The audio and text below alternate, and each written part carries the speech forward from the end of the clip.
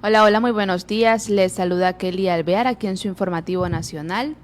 Hoy, jueves 29 de enero de 2026, estamos conectándonos con ustedes, como siempre, a través de UNPGTV en Facebook para entregarles la información más reciente a nivel local, nacional e internacional. No olviden que pueden darle like, comentar y compartir este informativo. Vamos con los titulares. Correístas se declaran perseguidos políticos tras allanamientos. Riesgo país, la experiencia de Ecuador y las implicancias que tiene para Argentina. Petro ofrece a Noboa dialogar sobre la crisis entre Colombia y Ecuador. Por otra parte, alias Fede firmó acuerdo de cooperación con la Fiscalía. 3 heridos por coche de tráiler contra un expreso escolar en la vía Daule. Más de 14 aprehendidos deja el operativo Apolo 4 en Guayaquil este jueves 29 de enero. Comerciantes alertan pérdidas por eventos Baila la Calle en Guayaquil. Agentes de inmigración de Estados Unidos intentan acceder al consulado de Ecuador. Avión con 15 personas a bordo desaparece en Colombia. E Irán está dispuesto a dialogar con el dedo en el gatillo. Estas son las noticias que desarrollaremos hoy en su informativo nacional. Agradecemos al licenciado Richard Sillán Bajaña, presidente de la Unión Nacional de Periodistas Núcleo del Guayas, por permitirnos llegar a ustedes con la información más reciente de lunes a viernes a partir de las 10:30. También agradecemos a los medios de comunicación que comparten este informativo nacional a través de sus plataformas y redes sociales. Ellos son Radio Guayasense TV, Radio Sensación Digital, Radio Discorama en Italia, Radio La Voz de Daule, Postata TV, estopensamos.com y Gloria Visión TV. Gracias por el apoyo diario a nuestra programación. Bien, dicho esto, comenzamos con el desarrollo de las noticias. Como el caso Caja Chica nombró la Fiscalía General del Estado a la investigación por presunta delincuencia organizada con fines de lavado de activos que abrió en contra de los líderes de la Revolución Ciudadana, Luisa González y Andrés Arauz, ex candidatos presidenciales, el asambleísta Patricio Chávez y la ex superintendenta de compañías, Suad Mansur. Los correístas se declararon perseguidos políticos del gobierno de Daniel Noboa. Según la Fiscalía, se presume que el gobierno de Venezuela, durante el mandato de Nicolás Maduro, realizó aportes económicos en efectivo para la campaña presidencial de Luisa González en el 2023, lo cual el Ministerio Fiscal calificó como dinero ilícito. El 29 de enero de 2026, la Fiscalía allanó 3 inmuebles en Quito y 1 en Guayaquil, pertenecientes a Chávez, Mansur y González. El propio Arauz aclaró que, como él no reside en Ecuador, sino en México, no fue allanado. Según señaló Luisa González, parte de las viviendas allanadas pertenecen a sus padres, 2 adultos mayores, mientras que Chávez señaló que también se allanó su oficina. El presidente Daniel Noboa, en reiteradas ocasiones, sin hablar directamente de la Revolución Ciudadana, ha señalado que en el país una organización política recibió fondos del gobierno venezolano.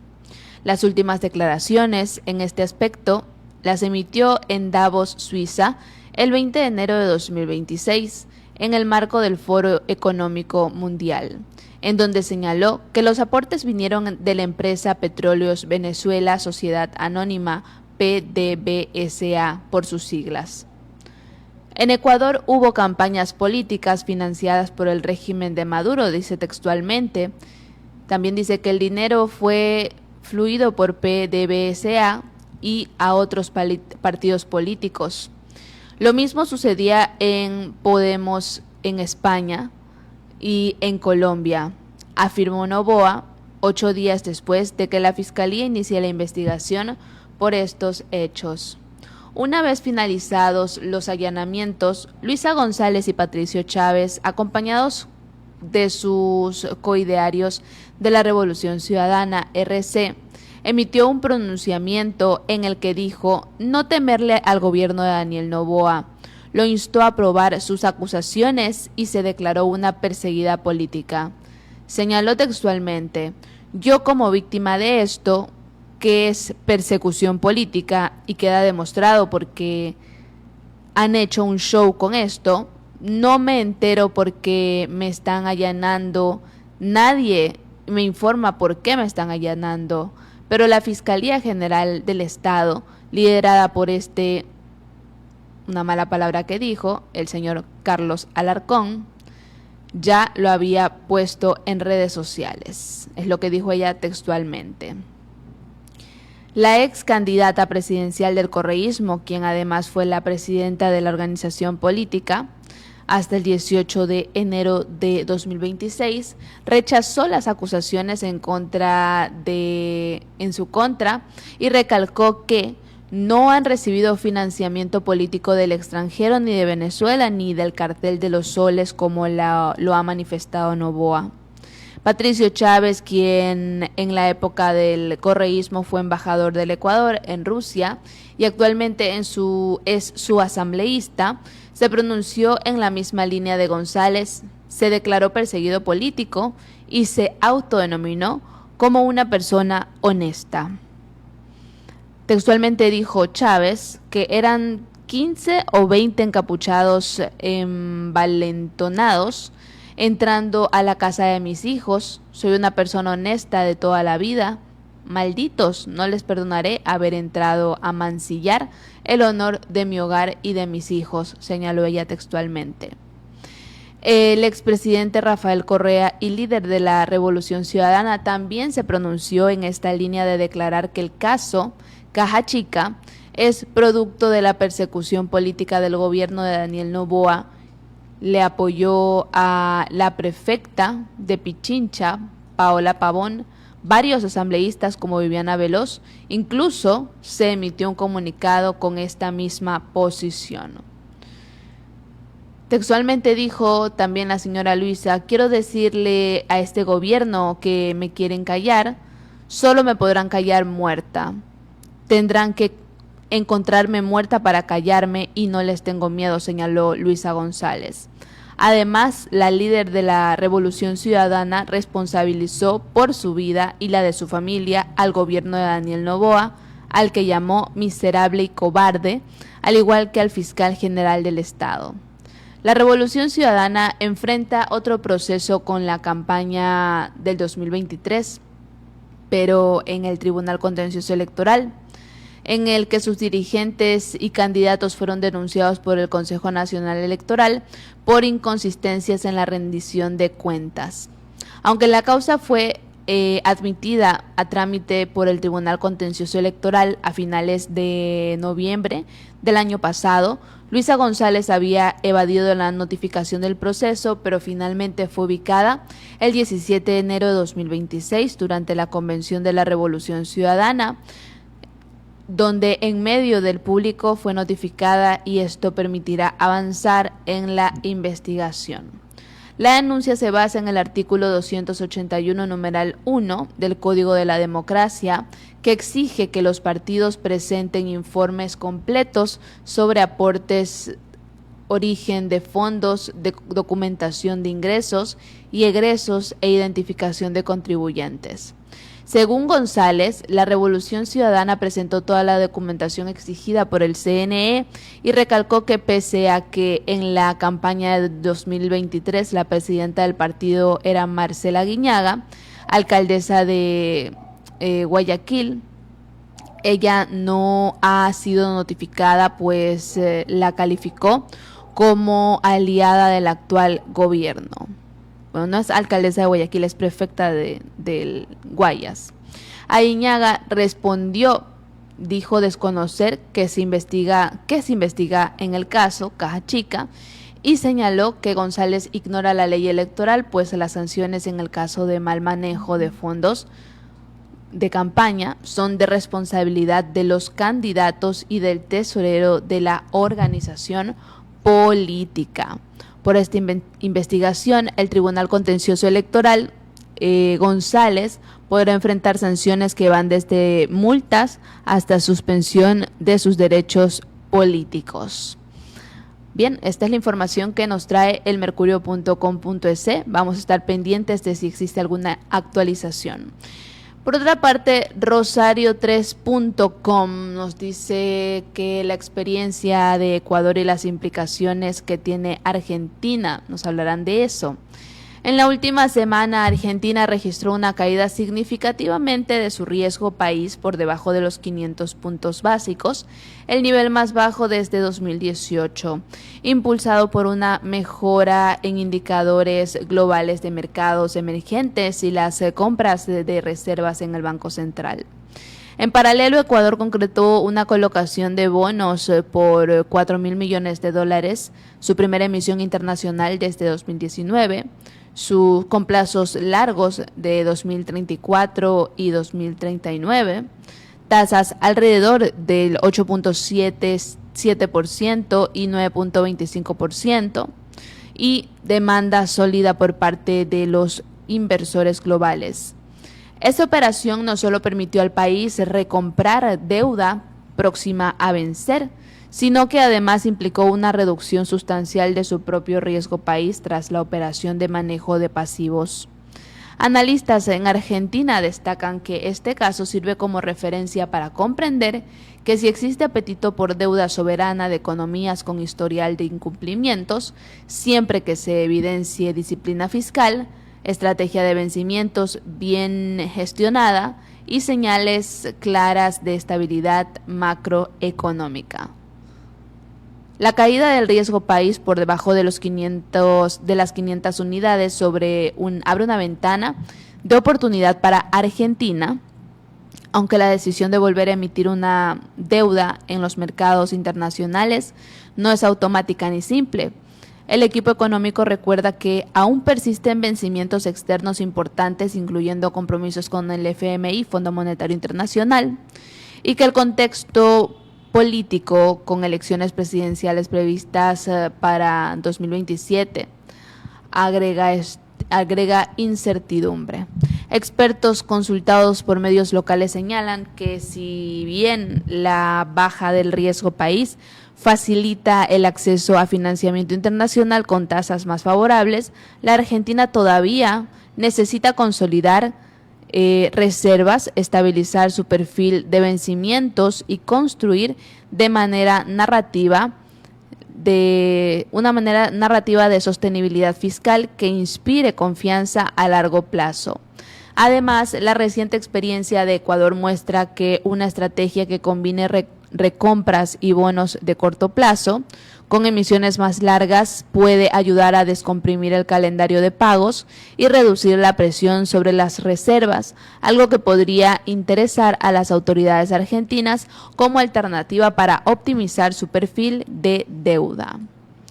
Por otra parte, RFI nos dice que Petro ofrece a Noboa dialogar sobre la crisis entre Ecuador y Colombia. Colombia y Ecuador están envueltos en una guerra de aranceles iniciada por Noboa, quien acusa a su vecino de no hacer lo suficiente para someter a grupos narcotraficantes que operan en la frontera binacional.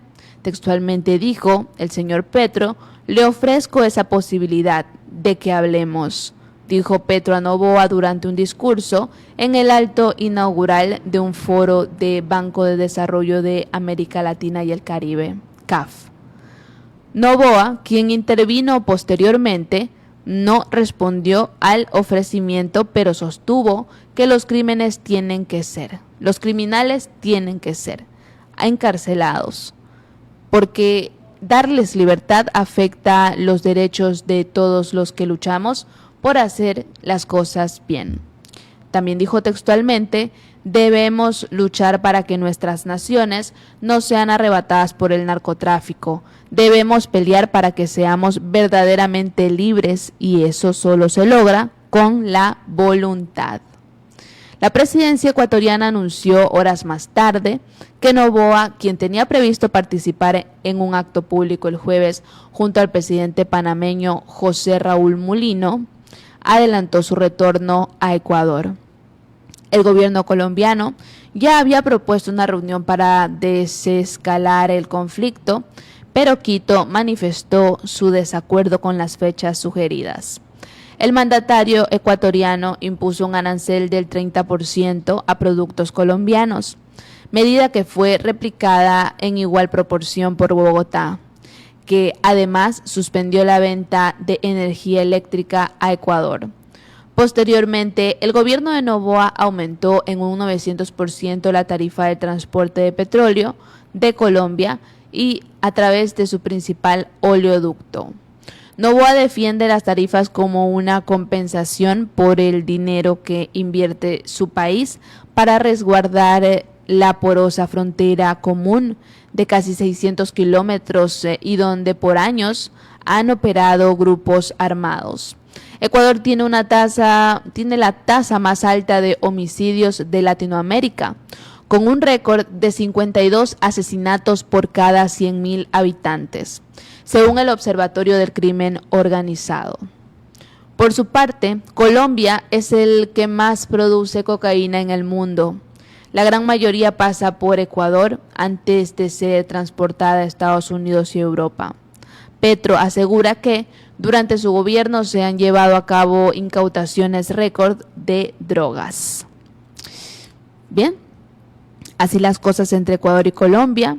Y por otra parte, Metroecuador nos dice que alias Fede firmó acuerdo de cooperación con la Fiscalía. Antes de que terminara el 2025, Rolando Federico Gómez Quinde, conocido como alias Fede, recibió una condena de 40 años de prisión, la pena máxima permitida en Ecuador. El fallo lo declaró culpable de tráfico de drogas y tráfico ilícito de armas de fuego. Delitos cometidos desde una estructura criminal que lo posicionó como objetivo de valor y líder del grupo delictivo Los Águilas. Fede se fugó de la penitenciaría delictoral vestido como militar pese a cumplir prisión preventiva. La evasión activó una investigación por delincuencia organizada que involucró a miembros de las Fuerzas Armadas y funcionarios del SNAI. El juicio quedó suspendido hasta que meses después el cabecilla fue recapturado en Colombia, lo que permitió reactivar el proceso en diciembre de 2025. Fede, tras ser sentenciado por narcotráfico y armas, alias Fede, firmó un acuerdo con la Fiscalía y aceptó su culpabilidad en el caso de asociación ilícita. El procedimiento abreviado establecía una pena de 24 meses, aunque esta no se sumará a la condena principal. El Tribunal Penal determinó un concurso real de infracciones, 26 años por tráfico de drogas y 19 por tráfico de armas. Sin embargo, las penas se unieron en 40 años conforme al COIP. En su versión anticipada, Fede aseguró que llevaba meses siendo amenazado y golpeado por personal militar, quienes, según dijo, lo obligaban a salir de la cárcel. Relató que entregó una funda de pan y un yogurt a otro reo, Luis S., para que utilizara su nombre durante el traslado. Describió que fue sacado por uniformados con el rostro cubierto, salió por la puerta principal y abordó una camioneta blanca. Aseguró no poder identificar a los responsables. Una reconstrucción de los hechos confirmó que el militar estaba almacenado en el policlínico. El uniforme militar estaba almacenado en el policlínico. El expediente menciona alias como Rojo, Juan y Pepe, presuntamente involucrados en la planificación de evasiones y uso de uniformes para cometer delitos. Hasta ahora no hay fecha para la audiencia de juicio por delincuencia organizada contra Fede y 20 militares y funcionarios del SNAI. Tampoco se instaló la audiencia de procedimiento abreviado prevista para el enero de 2026. El caso sigue abierto y expone una vez más las grietas del sistema penitenciario ecuatoriano. Por otra parte, teleamazonas.com nos dice que hubo 3 heridos por choque de tráiler contra expreso escolar en la vía Adaule. Ahí estamos viendo las imágenes. Un siniestro de tránsito se registró en el kilómetro 25 de la vía Adaule la mañana de este jueves 29 de enero de 2026. Un tráiler chocó contra un expreso escolar en el kilómetro 25 de la vía Daule en sentido Nobol-Guayaquil. La mañana de este jueves 29 de enero de 2026, 3 personas resultaron heridas en el siniestro.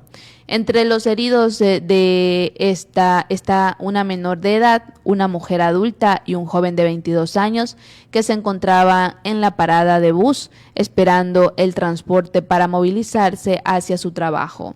Los 3 heridos fueron trasladados hacia una clínica en Pascuales para recibir acción especializada.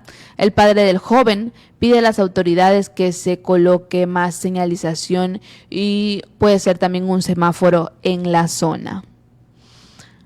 Seguimos con la información y elcomercio.com nos dice que hubo más de 14 aprehendidos, que fue el resultado del operativo Apolo 4 en Guayaquil este jueves 29 de enero. La Policía Nacional ejecutó en la madrugada de este jueves 29 de enero el operativo Apolo 4 en algunos sectores prioritarios de Guayaquil. Estas operaciones consiguieron los siguientes resultados. La Policía Nacional informó cómo se desarrolló el operativo en Guayaquil desde el distrito Portete. Policías intervinieron en zonas prioritarias de la ciudad con el objetivo de afectar el accionar de los grupos delincuenciales y GDO que operan en el sector. Entre los indicios de los uniformados recabaron se encuentra gran cantidad de armas de fuego, drogas, equipos tecnológicos, contrabando, como cigarrillos y ropa.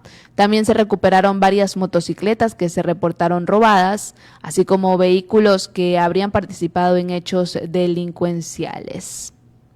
Continuamos y Ecuador 221 nos indica que comerciantes del centro de Guayaquil denunciaron afectaciones económicas, falta de control del espacio público y daños a la infraestructura eléctrica durante los eventos de Baila la Calle, que se desarrollan en las calles Imbabura y Panamá, una iniciativa ciudadana creada para recuperar estos sectores para el uso cultural y recreativo. A través de una carta enviada a la municipalidad el 19 de enero de 2026, los dueños de bares y restaurantes expusieron su preocupación por el impacto negativo que, aseguran, generan estas actividades cada viernes. Según el documento de ausencia de control, la ausencia de control municipal ha provocado que los clientes consuman bebidas alcohólicas en la vía pública, en lugar de hacerlo dentro de los locales formales. Desde que iniciaron estos eventos, nuestros clientes se han volcado a las calles. El descontrol está acabando con el after office porque resulta más barato comprar licor en comercios masivos y beber en parques y peatonales, señala la misiva dirigida al Cabildo porteño. Los comerciantes advierten que esta dinámica redujo de forma significativa sus ingresos y ya provoca el cierre de varios negocios en la zona.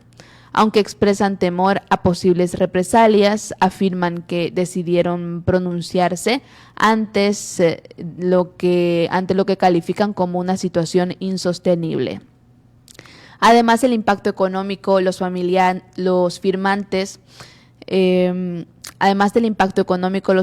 denunciaron problemas graves en el suministro eléctrico, indicaron que el cajetín eléctrico subterráneo colapsó por tercera vez el pasado 16 de enero, debido a la sobrecarga generada durante los eventos, lo que afectó a locales y viviendas del sector.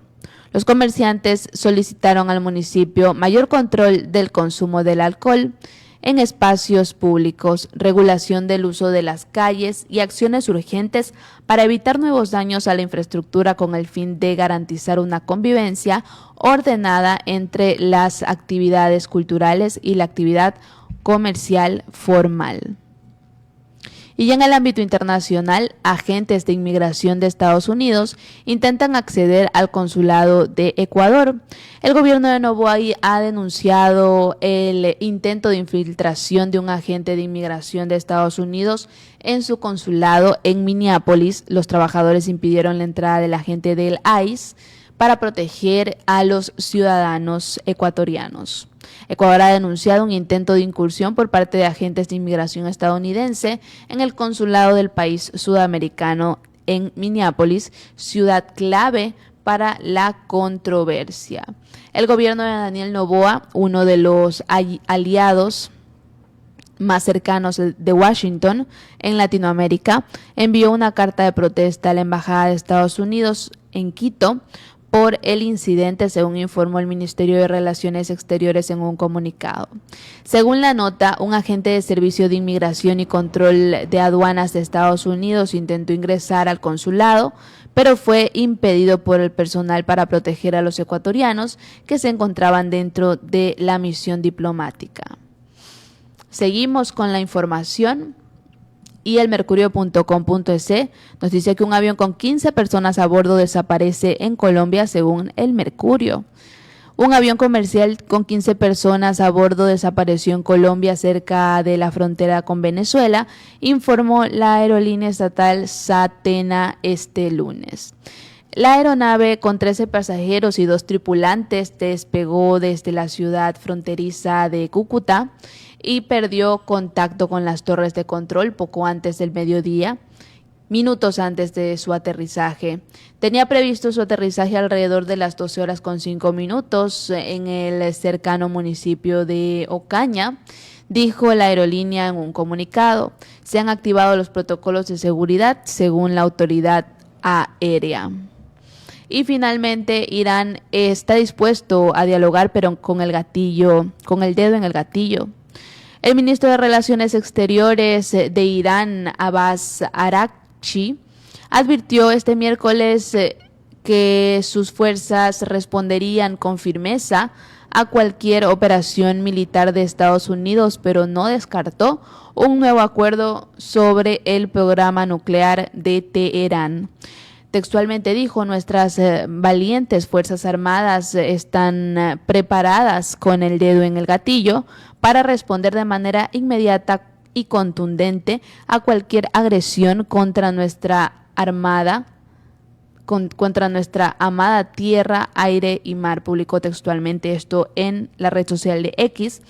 Asimismo, dijo que al mismo tiempo Irán siempre ha acogido favorablemente un acuerdo nuclear mutuamente beneficioso, justo y equitativo, en igualdad de condiciones y libre de coerción, amenazas e intimidación, que garantice los derechos de Irán a la tecnología nuclear pacífica y asegure que no haya armas nucleares, añadió.